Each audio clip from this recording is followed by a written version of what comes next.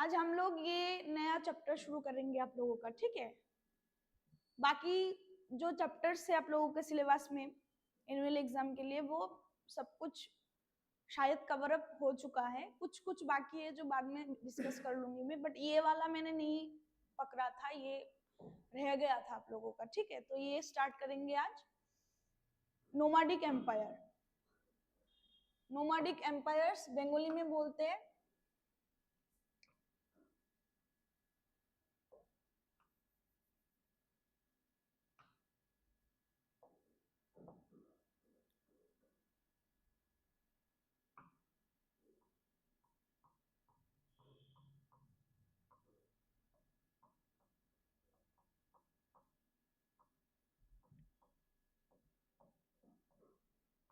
This is for Bengalis. Nomadic, nomadic का मतलब होता है, माने নোমাডিকের অর্থ হচ্ছে যাযাবর। जो लोग एक जगह में नहीं रहते हैं, सेटल्ड होके नहीं रहते हैं, बल्कि इधर से उधर, उधर से इधर होते हैं एंड सेटल्ड होते हैं, उन लोगों को बोला जाता है नोमाडिक। एंड एम्पायर का मीनिंग तो आप लोगों को पता है, जिस जगह में वो लोग रहते थे उसको एम्पायर बोलते, ठीक है। सो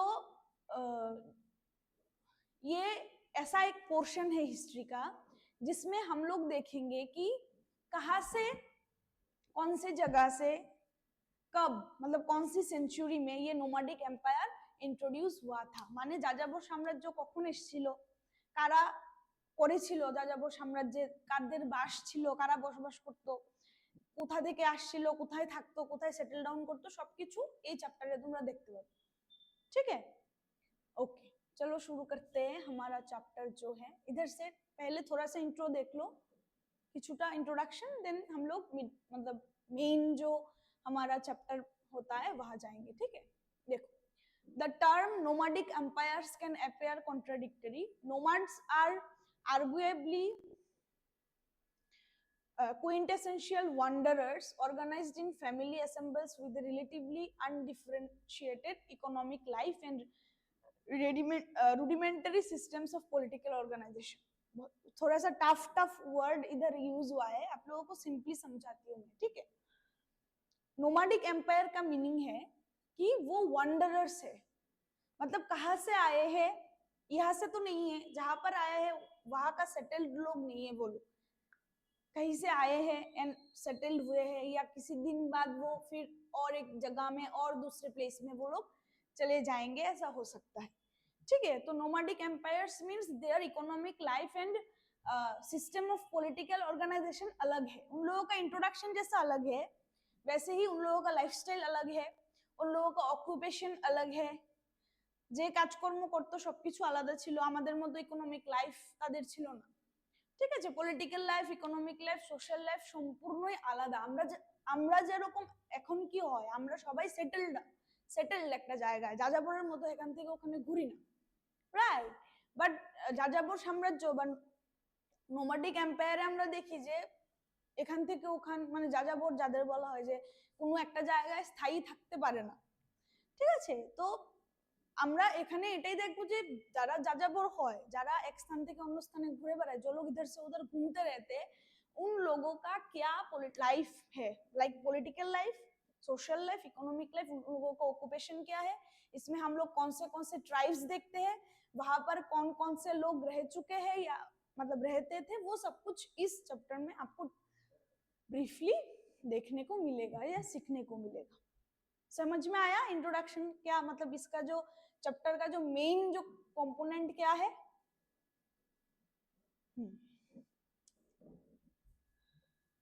हम लोग मतलब जो हम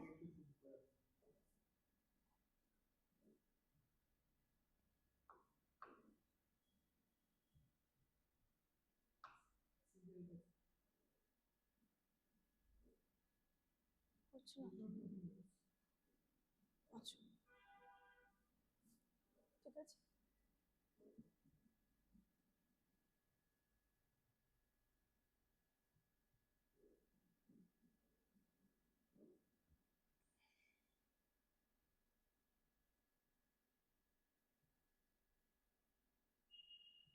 हाँ, इधर से शुरू होता है आप लोगों का जो मेन टॉपिक मेन चैप्टर जो है वो इंट्रोडक्शन से स्टार्ट होता है। पहले वाला थोड़ा सा इंट्रो था कि नोमैडिक क्या होता है, एम्पायर क्या होता है, ये सब। बट आप लोगों का मेन जो चैप्टर है वो इधर से स्टार्ट होते हैं, ठीक है।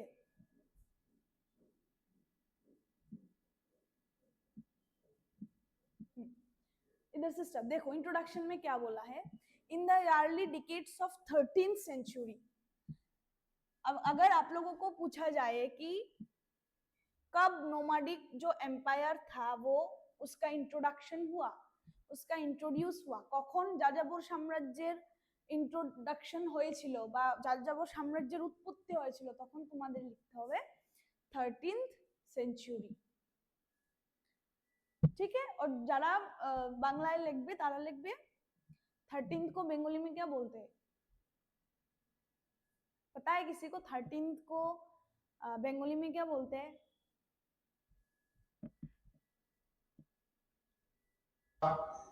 हाँ पता है?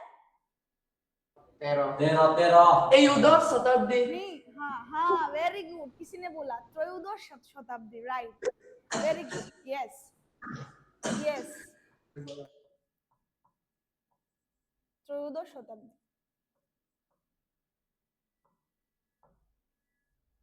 ত্রয়োদশ শতাব্দী। যদি বাংলায় আসে যাযাবর সাম্রাজ্যের উৎপত্তি কখন হয়, তখন তোমরা লিখবে ত্রয়োদশ শতাব্দী, इंग्लिश के लिए 13th सेंचुरी, ठीक है। The great empires of the Euro-Asian continent realized the dangers posed to them by the arrival of a new political power in the steppes of Central Asia. Steppes का मतलब nomadic होता है, मतलब जाजाबर जो हम लोग बोल रहे हैं वो होता है, ठीक है। उस टाइम पे जो यूरो एशियन मतलब यूरोप एंड एशिया के जो कंटिनेंट था, उस कंटिनेंट में उन लोगों का मतलब जो नोमैडिक है उन लोगों का अराइवल हुआ, मतलब वो लोग आए, कौन से साल में आए, 13th सेंचुरी में आए, ठीक है। चेंगिस खान और Genghis Khan had united the Mongol people and वो जो नोमैडिक एम्पायर का एक, अगर एक लीडर के बारे में आप सोचो तो ये एक बहुत ही मतलब नोमैडिक एम्पायर का एक बहुत बड़ा लीडर आप मान लो, वो है चेंगिस खान, ठीक है। And had united the Mangal people. अगर आपको पूछा जाए कि नोमैडिक एम्पायर का कोई भी एक ट्राइब का नाम बताओ, कोई भी एक रहने वाले का नाम बताओ जो सेटल हुए थे बाहर से आके यूरोप एंड एशिया में, आपको मंगल पीपल बोलना है, ठीक है, मंगल people. Genghis Khan's political vision, however, went far beyond the creation of a confederacy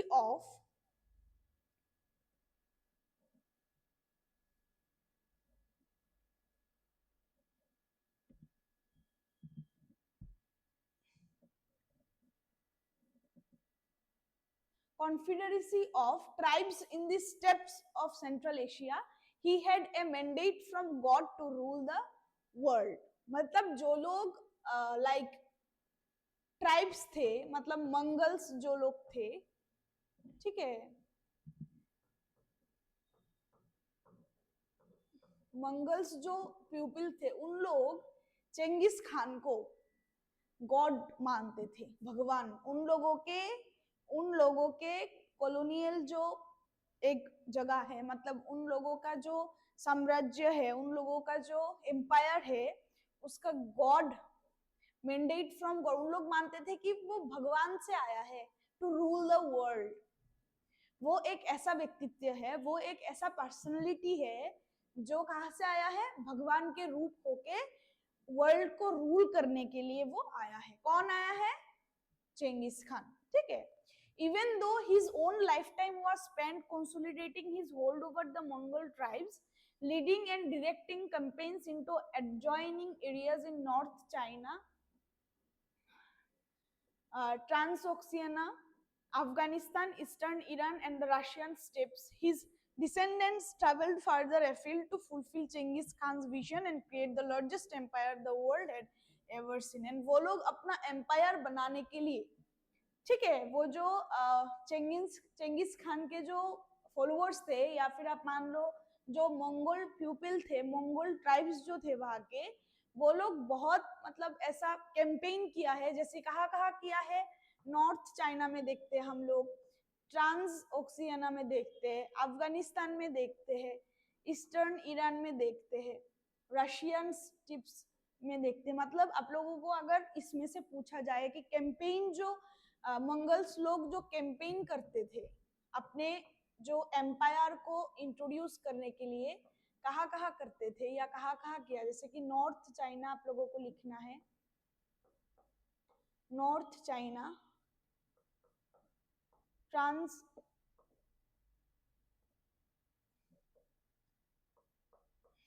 ओक्सियाना, ठीक है, and then Afghanistan.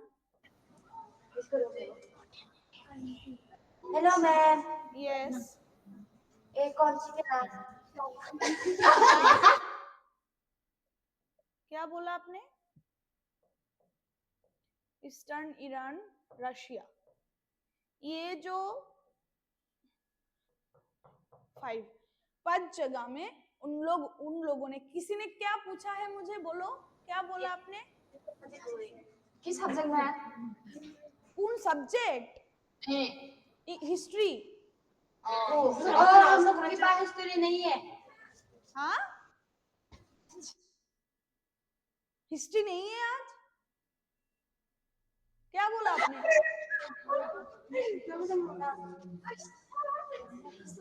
Class 11th का है, आप लोग 11th से हो क्या? 11th का हिस्ट्री तो है आज। हम लोगों का ज्योग्राफी। रूटीन चेक कर लो,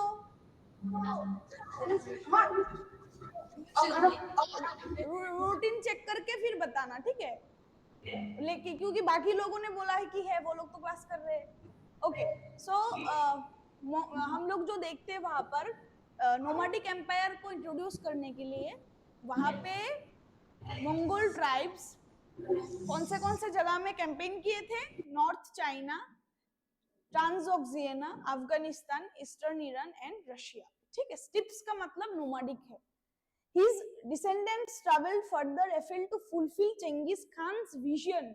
चेंगिस खान का एक विजन है, उनका एक लक्ष्य है, उनका जो माइंडसेट क्या है पता है? कि एक नोमैडिक एम्पायर इंट्रोड्यूस करना, नोमैडिक एम्पायर को बनाना, ठीक है? तो उनके जो फॉलोअर्स थे, मंगोल ट्राइब्स जो थे या फिर मंगोल पीपल्स जो थे, वो लोगों ने 5, जैसे कि हम लोग देखते हैं वहां पर कैंपेन करके, 5 जगहों में कैंपेन करके उनका जो विजन है वो फुलफिल करने के सोचा, ठीक है? फिर देखो क्या हुआ। It was in the spirit of Genghis Khan's ideals that his grandson Mongke warned the French ruler Louis 19 in heaven. Okay, this is not so important for you guys, ठीक है? आपको सिर्फ देखना है इधर से कि चेंगिस खान का आइडियल जो है वो उसका ग्रैंडसन ने भी निभाया है, जिसका नाम है मोंके ग्रैंडसन, ठीक है? फिर देखो, these were not empty threats, and the 1236 to 41 में campaigns of Batu, another grandson of Genghis Khan, devastated Russian lands up to Moscow, seized Poland and Hungary, and camped outside Vienna. मतलब अभी थोड़ा सा वर्ष शुरू हो गया, ठीक है? जो चेंगिस खान के जो दो क्या थे, ग्रैंडसन थे, कौन कौन थे? पहले तो हमने देखा ग्रैंडसन, एक था मोंके एंड दूसरा भी बताया है, क्या है? बाटू। ये दोनों ने मिलके कैंपेन शुरू किया, एंड उस टाइम का एशिया में या फिर यूरोप का जो किंग था लुइस 19, राइट? लुइस 19 था, उन लोगों को जो ग्रैंडसन थे चेंगिस खान के, बाटू एंड मोंग के, उन दोनों ने थ्रेट दिया है कि हम लोगों को अपना एम्पायर चाहिए, हम लोगों को नोमैडिक एम्पायर चाहिए, ठीक है? ऐसा वाला। एंड वो लोगों ने डिवास्टेटेड रशियन लैंड्स, जो रशियन कुछ लैंड्स थे उसको मॉस्को में बदल दिया, पोलैंड एंड हंगरी को सीज कर दिया and camped outside Vienna, and Vienna के बाहर में भी उन लोगों ने बहुत सारा कैंपेन किया था, ठीक है। In the 13th century it did seem that the eternal sky was on the side of the Mongols and many parts of China, the Middle East and Europe saw in Genghis Khan's conquest of the inhabited world the wrath of God, the beginning of the day of judgment. अब lastly क्या हुआ 13th century में the eternal sky was on the side of Mongols, सब लोग Asia के Europe के सब लोग कौन से साइड में आए, मंगल्स ट्राइब्स के साइड में, मंगल पीपल्स के साइड में आए। एंड तब जो चंगेज खान का जो कॉन्क्वेस्ट था कि टू रूल द वर्ल्ड वो चालू शायद होने लगा था 13th सेंचुरी के बाद। मतलब चंगेज खान का जो विजन था कि नोमैडिक एम्पायर को हम लोग बनाएंगे या फिर मंगल ट्राइब्स का जो रहने के लिए जगह चाहिए था, एम्पायर चाहिए था, वो थोड़ा सा फुलफिल होना 13th सेंचुरी से शुरू हुआ था। समझ में आया इतना तक? ओके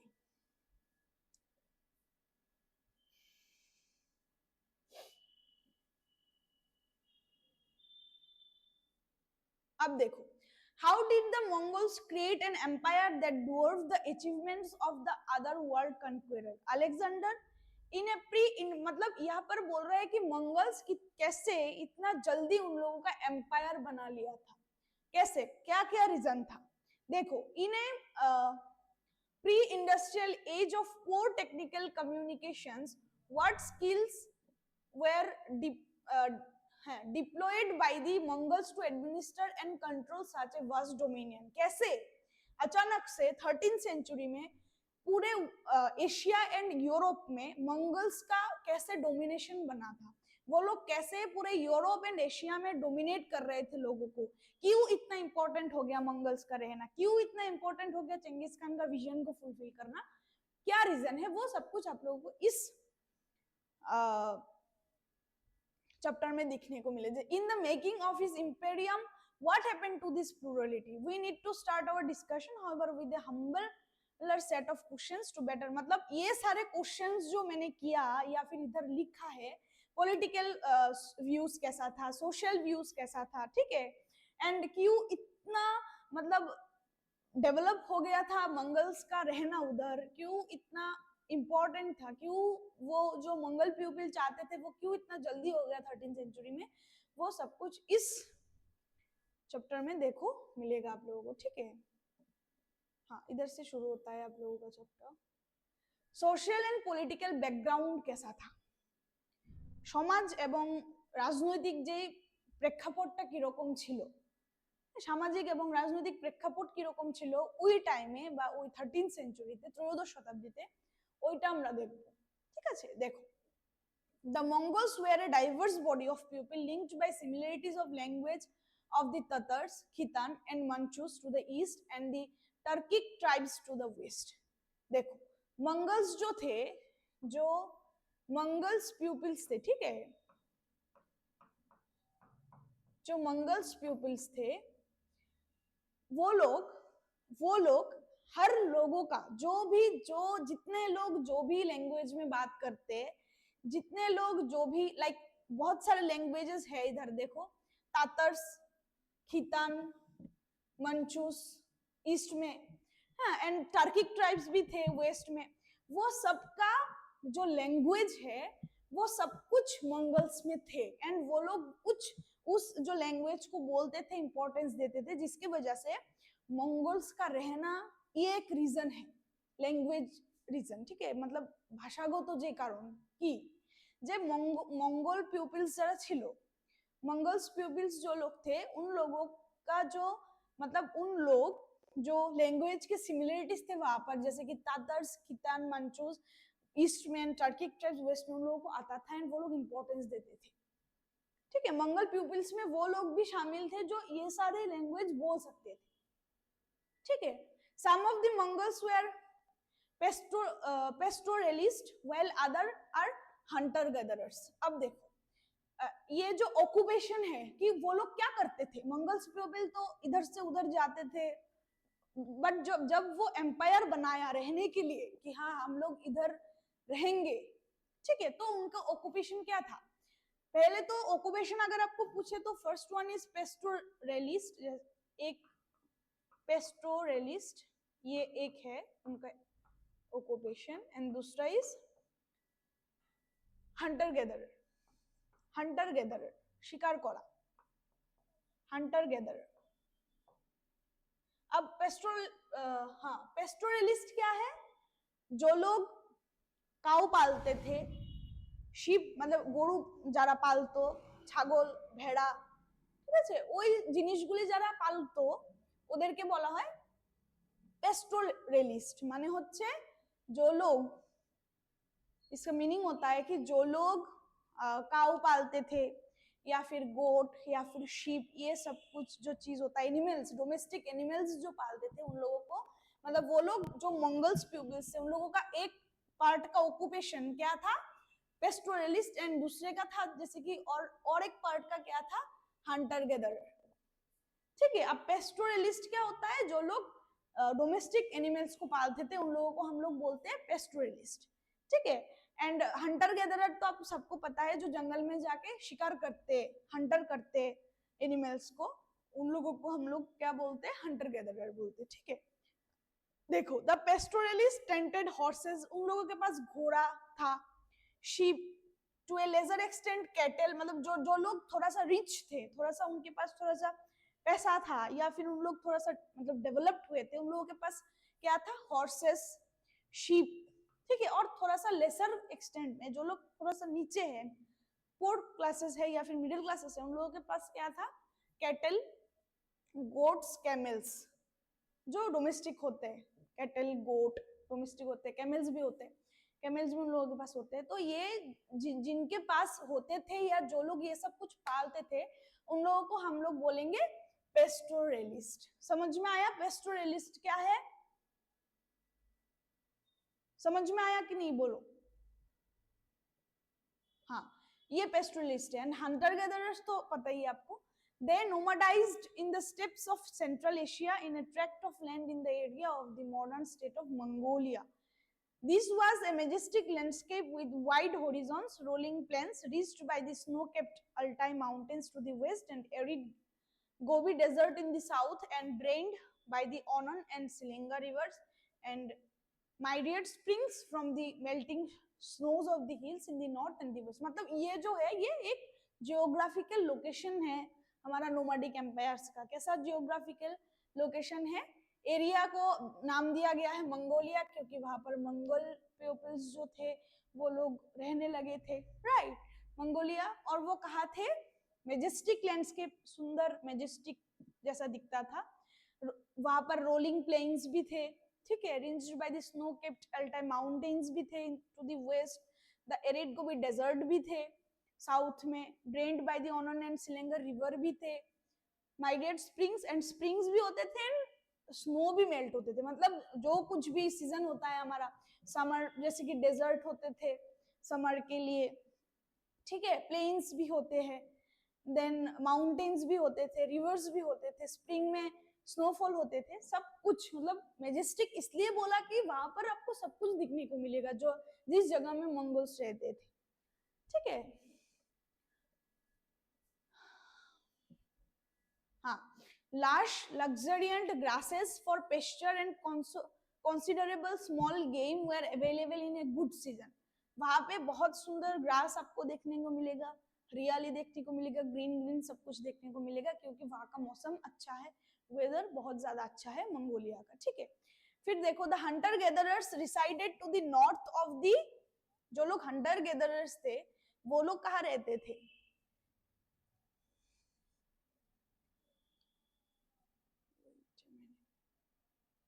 हाँ, हंटर गैदरर्स कहाँ पे रहते थे? पेस्टोरलिस्ट इन दी, हाँ, हंटर गैदरर्स नॉर्थ में रहते थे, एंड पेस्टोरलिस्ट जो लोग पालते थे लाइक कैटल, गोट, डोमेस्टिक एनिमल्स, वो लोग इन दी साइबेरियन फॉरेस्ट, वो लोग साइबेरियन फॉरेस्ट में रहते थे, ठीक है। तो फिर आपको पूछा जाए कि पेस्टोरलिस्ट कहाँ रहते थे, तो आपको लिखना है साइबेरियन फॉरेस्ट में, Hunter gatherers was in north side, ठीक है। They were a humbler body of people than the pastoralists. Making a living from trade in furs and animals trapped in the summer months. अब देखो ये Hunter गेदरर्स के बारे में बोल रहे हैं कि वो लोग कैसे हंट करते थे, वो लोग कैसे शिकार करते थे, कैसे दे वर ए हम्बलर बॉडी ऑफ पीपल, वो लोग देखने में थोड़ा सा हम्बलर मतलब हम्बल लगते थे देखने में, ठीक है। हंटिंग करता है, हंटर है तो थोड़ा सा हम हम्बल होंगे, ठीक है। humbler body of people than the pastoralist, making a living from trade in furs and of animals trapped in the summer month। वो लोग समर मंथ पे एनिमल्स को ट्रैप में वो करके कैच करके ट्रैप करके वो लोग एनिमल्स को मतलब एनिमल्स का जो भी होता है छाल आप मान लो या फिर उसके बदले में जो होता है वो सब हंट करके वो लोग जिंदगी जीते हैं। मेकिंग ए लिविंग मतलब लिव जिंदगी जीने के लिए जो भी चाहिए होता है चीजें वो सब लेते हैं बाय हंटिंग एनिमल्स, ठीक है। There were extremes of temperature in the entire region, harsh long winters followed by brief dry summers। वहां पे थोड़ा सा harsh weather भी होता है। Agriculture was possible in the pastoral regions during short parts of the year, but the Mongols did not take to farming। Agriculture भी हो सकता था लेकिन मंगल्स को एग्रीकल्चर नहीं आता था और वो लोग एग्रीकल्चर को नहीं लिया था। Agriculture was possible, agriculture possible था कुछ कुछ रीजन में, but they did not take to farming, वो लोग फार्मिंग में काम नहीं करते थे, ठीक है। मंगल्स लोग जो थे, neither the pastoral nor the hunting gathering economies could sustain dense population settlements and as a result the rain possessed no cities। तो सिर्फ और सिर्फ आप पेस्टोरल करके मतलब पेस्टोरलिटी करके कि एनिमल्स को पाल के, डोमेस्टिक एनिमल्स को पाल के, कैटल को पाल के, गोट को पाल के या फिर हंटिंग गैदरिंग करके, हंट करके गैदर करके उसको बेच के या फिर उसको यूज करके आपको जिंदगी बितानी पड़े, तो ये तो मतलब ऐसा कुछ होगा जो ऐसा जिंदगी होगा जो मिडिल क्लास या पोर पीपल जो जीते हैं, जिसके वजह से वहां पर सिर्फ और सिर्फ कुछ पॉपुलेशन सेटलमेंट ही थे बट वहां पर कोई सिटीज नहीं थे। सिटी होने के लिए आपको टेक्निकल इश्यूज हो सकता है। सिटी अगर आपको चाहिए, शहर कुछ जगह में आपको शहर चाहिए, वहां पर बहुत कुछ चाहिए होता है, टेक्नोलॉजी चाहिए होता है, एडवांस सब कुछ चाहिए होता है। लेकिन नोमैडिक पीपल्स जो थे या फिर मंगल्स जो थे, ट्राइब्स थे, उनके पास कोई भी टेक्नोलॉजी नहीं थे, ठीक है। फार्मिंग भी नहीं करते थे। फार्मिंग एक अच्छा चीज है जिसके लिए आप थोड़ा सा डेवलप कर सकते हो, लेकिन वो लोग फार्मिंग भी नहीं जानते थे या फिर नहीं करते थे फार्मिंग, राइट। सिर्फ हंटिंग गैदरिंग एंड पेस्टोरलिस्ट या फिर वो डोमेस्टिक कैटल को, डोमेस्टिक एनिमल्स को पाल के उन लोगों का जिंदगी थोड़ा सा लो लेवल का रहा, but there was no cities. The Mongols lived in tents, वो लोग कहाँ रहते थे? The Mongols lived in tents, jars and traveled with their herds from their winter to summer pasture lands। फिर से वो लोग मतलब जैसे कि নোমাডিক के तरह যাযাবরের মতো ওরা কি করতো, তাদের কাছে কোনো ঘর বাড়ি ছিল না, সিটিজ ছিল না, সেটেলমেন্ট করার জন্য কোনো জায়গা ছিল না, যার জন্য তার জন্যই তাদেরকে যাযাবর বলা হয়, ঠিক আছে। देखो मंगोस लिव्ड इन टेंट्स, वो लोग ताबू बना के ताबू में रहते थे, ठीक है। And travel with their herds from their, herds मतलब जो डोमेस्टिक एनिमल्स होते थे या फिर वो जो लोग पालते थे उसको लेके यहाँ से बाहर winter to summer pasture lands, यहाँ से बाहर, यहाँ पे विंटर में अच्छा है तो विंटर में वहाँ अपने एनिमल्स के साथ, फिर यहाँ पे खराब है तो वहाँ समर में। ऐसा सिचुएशन उन लोगों का था जिसकी वजह से उन लोगों को हम लोग नोमैडिक बोलते हैं। समझ में आया क्यों नोमैडिक है बोलो। फिर देखो ethnic and language ties united the Mongol people, but the scarce resources meant that their society was divided into patrilineal lineages।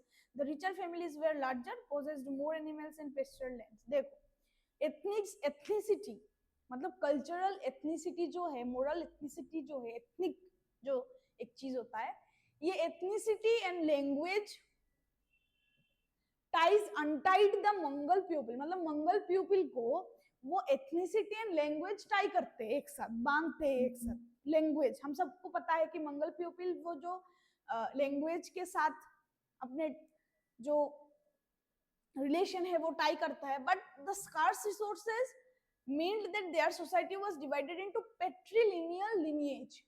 उन लोगों का मंगल्स का जो सोसाइटी है, पेट्रीलिनियल का मतलब होता है जो फैमिली में या फिर जो सोसाइटी में मेल को ज्यादा प्रेफरेंस दिया जाता है, ठीक है, मेल को ज्यादा प्रेफरेंस दिया जाता है। जिस फैमिली में मेल डोमिनेट करते हैं फीमेल्स को, उस सोसाइटी को हम लोग क्या बोलते हैं, पेट्रीलिनियल लिनिएज। मतलब एक फैमिली में या फिर उस सोसाइटी में मेल जो बोलेंगे, पुरुष जो बोलेंगे वही होगा, पुरुष को प्रेफरेंस मिलेगा, वुमेन्स को नहीं मिलेगा। ऐसा वाला सोसाइटी जो था पहले, वो इस 13th सेंचुरी में भी था, नोमाडिक एम्पायर में भी था। समझ में आया पेट्रीलिनियल क्या है?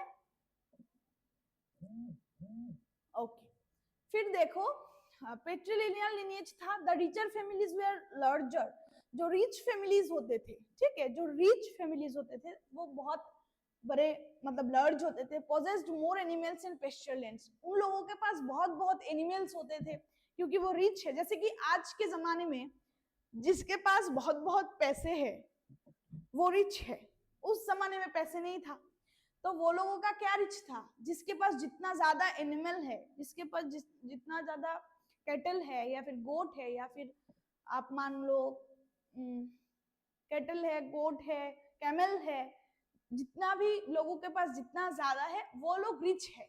जिसके पास जितना जमीन है, जिसके पास जितना लैंड है वो रिच है। जैसे कि आज के जमाने में जिसके पास जितना पैसा है वो रिच है, उस टाइम जितना लैंड है वो रिच है, जितना एनिमल्स है तो वो रिच है, बहुत ज्यादा एनिमल जिसके पास है। They therefore had many followers and were more influential in local politics, and वो लोग बहुत फॉलोअर भी थे उन लोगों के, एंड इन्फ्लुएंस करते थे पॉलिटिक्स में, राजनीति में। Periodic natural calamities, either unusually harsh cold winters when game and stored provisions ran out, or drought which parched the grasslands, would force families to forage further afield, leading to conflict over pasture lands and predatory raids in search of livestock. अब देखो वो लोग nomadic थे, वहां से यहाँ से वहां, राइट? तो कुछ कुछ जगहों में समर में प्रॉब्लम होते थे, कुछ कुछ जगहों में विंटर में प्रॉब्लम होते थे, राइट? सो वो लोग अपने बीच बहुत ज्यादा कन्फ्लिक्ट होते थे, वो लैंड्स लेके, वो जमीन लेके, वो फील्ड लेके, वो एनिमल्स लेके, उन लोगों के पास, उन लोगों के मतलब अभी जो हम लोगों को पैसे लेके हम लोगों के अंदर कन्फ्लिक्ट होते हैं, उस टाइम में एनिमल्स को लेके, ठीक है, या फिर आप लैंड्स को लेके बहुत ज्यादा कन्फ्लिक्ट होते थे। Groups of families would occasionally ally for offensive and defensive purposes around richer and more powerful lineage, but bearing the few exceptions, these confederacies were usually small and short-lived. The size of Genghis Khan's confederation of Mongol and Turkish tribes was perhaps matched in size only by that which had been stitched together in the 5th century of Attila. Okay, अब देखो इसमें क्या बोल रहे हैं कि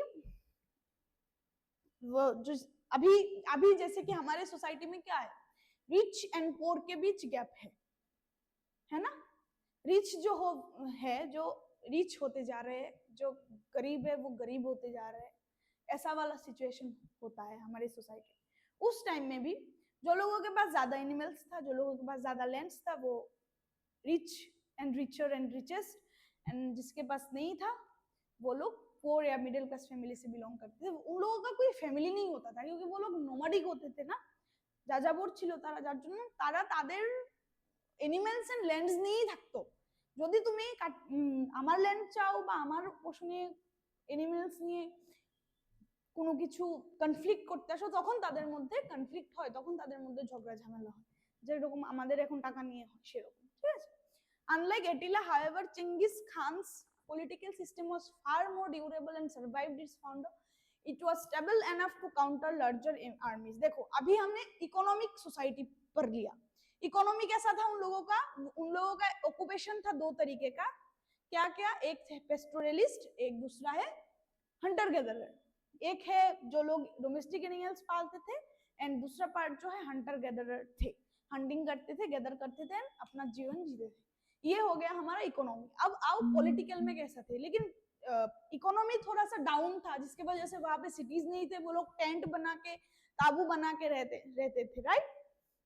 economy down था लेकिन पॉलिटिकली थोड़ा सा स्ट्रॉन्ग था। जो लोग चंगेज खान के फॉलोअर थे उन लोगों का पॉलिटिक्स थोड़ा सा मतलब स्ट्रॉन्ग था, It was stable enough counter large armies with superior equipment in China, Iran, and Eastern Europe. As they established control over these regions, the Mongols administered complex agrarian economies and urban settlements, sedentary societies that were quite distant from their own social experiences and habitat. क्योंकि उन लोगों का economy अच्छा नहीं था, but उन लोगों का सोशल एंड पॉलिटिकल प्रोग्रेस अच्छा था, পলিটিক্যাল ডেভেলপমেন্ট अच्छा था, রাজনীতি খুব ভালো ছিল ওদের। ঠিক আছে, ওদের মধ্যে যে লিডারশিপটা ছিল বা চেঙ্গিস খানের ফলোয়ার্সরা, মঙ্গল ট্রাইবস যারা ছিল, তাদের যে লিডারশিপ, তাদের যে রাজনীতিকতা যে জিনিসটা, সেটা খুব বেশি ভালো ছিল, পাওয়ারফুল ছিল এবং ডেভেলপড ছিল। ঠিক আছে, যার জন্য ওই যাযাবর সাম্রাজ্যে বা নোমাডিক এম্পায়ারে কি হয়, ইকোনমিটা দুর্বল হলেও, অর্থনৈতিক দিক থেকে একটু দুর্বল হলেও রাজনীতিতে অনেক বেশি সফল ছিল। ঠিক আছে, দেখো, although the social and political organizations of the nomadic and agrarian economies were very different, the two societies were hardly foreign to each other. In fact, the scant resources of steppe lands drove Mongols and other Central Asian nomads to trade and barter with their sedentary neighbors in China. देखो, अभी business शुरू हो गया उन लोगों के पास। अभी নোমাডস जो थे, যাযাবর मतलब যাযাবর যাদেরকে আমরা বলছি, তাদের মধ্যে ব্যবসা শুরু হয়। কি রকম? nomads to trade and barter. barter system पता है आप लोगों को क्या है? what is barter system? barter system ऐसा चीज होता है कि मेरे पास मान लो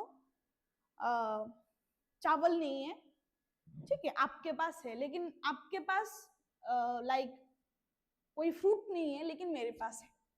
तो बार्टर सिस्टम में ऐसा होता है कि मैं आपको चावल दे दूंगी और आप मुझे आपका फ्रूट्स दे देना, क्योंकि आपके पास चावल नहीं है, मेरे पास फ्रूट्स नहीं है।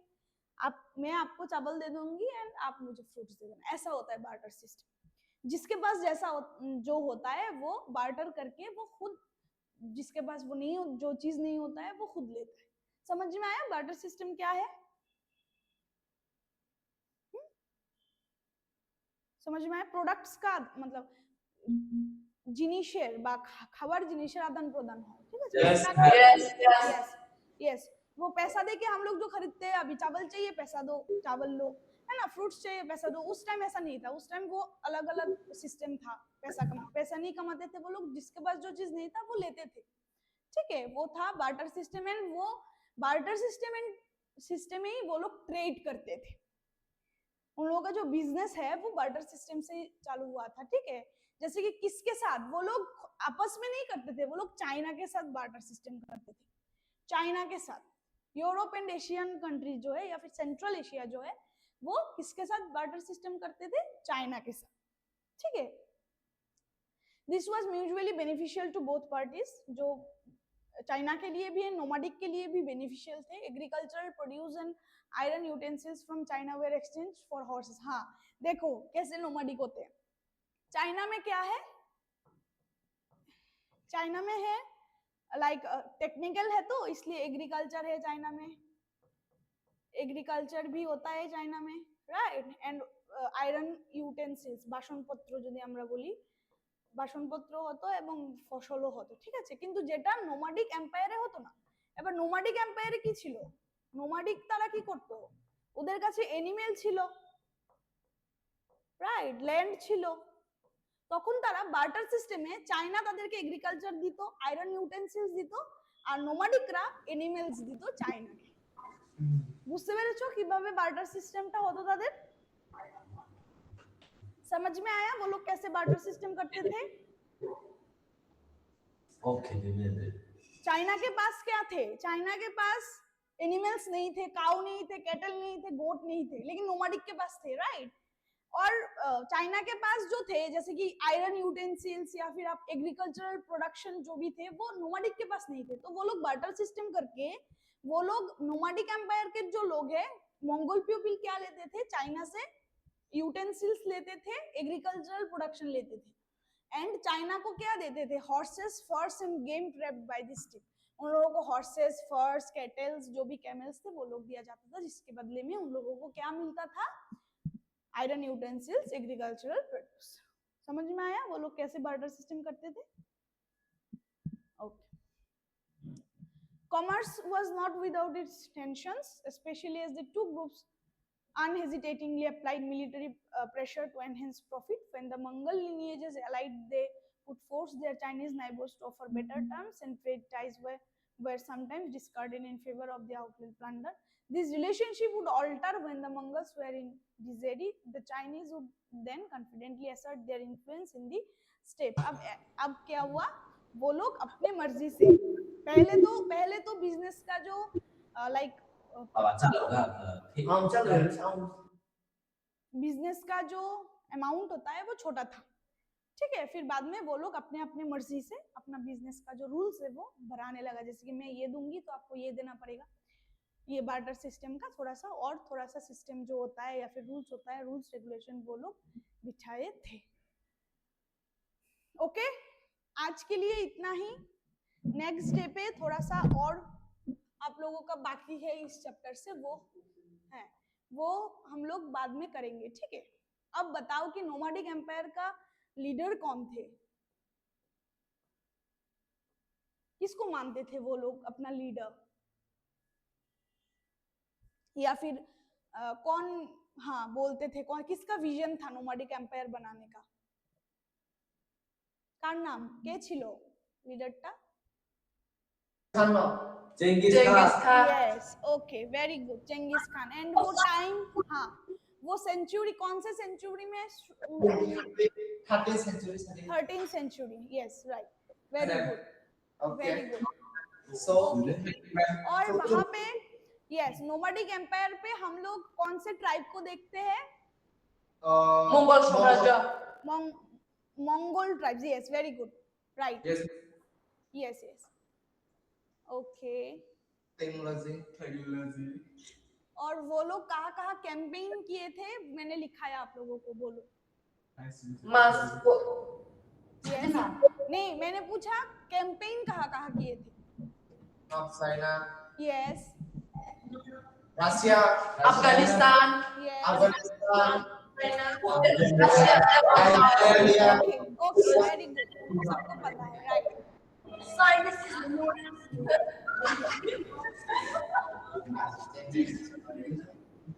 और उन लोगों का नोमाडिक एम्पायर में जो लोग नोमाडिक थे उन लोगों का ऑक्यूपेशन क्या था? ऑक्यूपेशन बताओ, 2 ऑक्यूपेशन था।